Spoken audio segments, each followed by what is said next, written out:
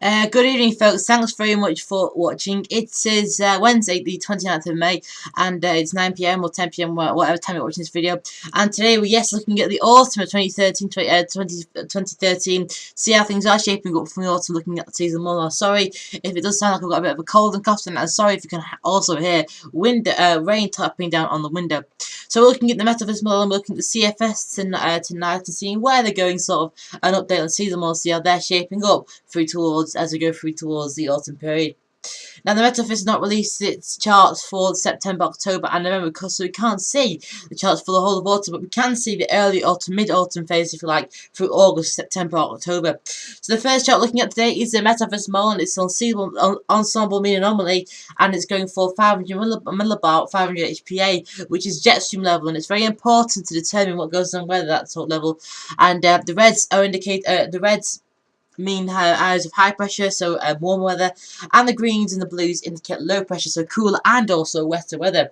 And the striking thing with this is a big area of high pressure looking for parts of Scandinavia, and also look, the jet stream coming through many parts of the country, a trough over Europe. So what this is indicating is perhaps the jet stream coming across many parts of the country, but also a trough over Europe, so central southern parts in it seeing the worst of the weather, probably quite an unsettled autumn as well, with the best of the weather out to the north and also to the northeast of the country.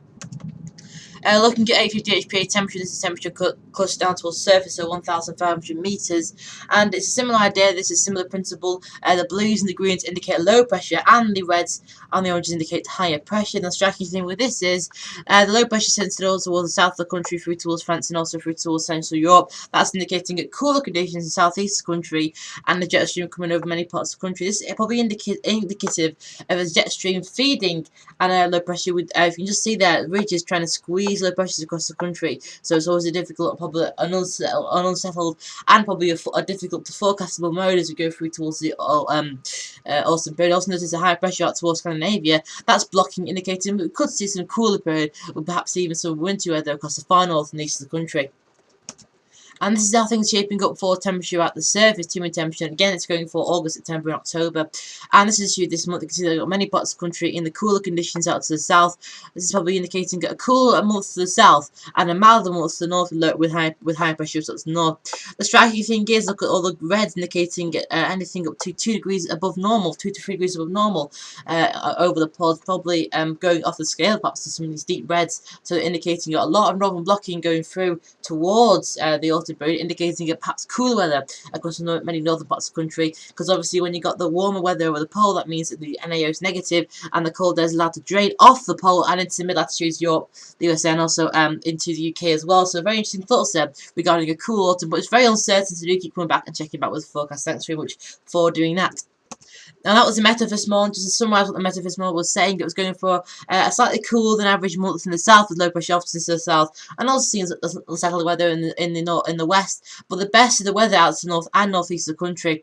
Now, what's the CFS version 2 saying? And we don't have a CFS version 2. It was discontinued last June or last July, and we have the CFS version 2 now. This is going for, again, this is actually going for the whole autumn period, so for September, October, and also November. The big striking thing with this is the westerly flow coming into the northwest of the country, and you can just see here that they're kicking out the bars to the east of the country. That's indicating a perhaps higher pressure towards the Scandinavia region, and this would mean a cooler month across the northwest, always better towards south and south of the country. I say low pressure towards north and east, north and west of the country. So different ideas from the CFS version 2. Looking at the CFS version 2 forecast for temperature, the striking thing is, well, there's not much striking about this chart across many parts of the country. There's not many signals from the CFS version 2. That's a difficult thing with the CFS version 2. It doesn't often give very good signals, but it has got a good signal for warmer temperatures over towards the poles, and also towards, you can see this part of Scandinavia, it's on there as well. This would be indicative of perhaps blocking out high pressure out to north and east of the country, so this would again lead to cool weather getting streamed off the pole and into mid-latitudes, for example, parts of Asia, parts of the United Kingdom, Europe, and also the USA, North America too, and that's indicative of a negative NEO. So we're rebuilding this idea, perhaps a negative NEO, but it's very uncertain, so you can check in back to the forecast.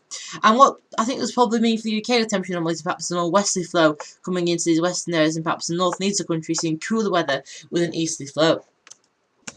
The final chart we're viewing today is the CFS version 2 forecast for temperature homing down in Europe. This time it's going for September, October and also November. Now again, there's not much striking about this, not many anomalies at all, perhaps across many parts of Europe, apart from these light blue anomalies across parts of Spain there. This probably perhaps indicates that a southerly tracking jet stream across these parts of the world, with again these warmer temperatures across many parts of Scandinavia, that would perhaps lead to an high pressure blocking area of high pressure across parts of Scandinavia, with cooler conditions across many parts of the country. But I think this will probably mean a westerly flow coming into many parts of the country, with perhaps a trapped off area of low pressure across southern parts of the UK. It's already perhaps building inside here, perhaps low pressures in south of the UK, and this more westerly flow coming in to these northern and also western parts.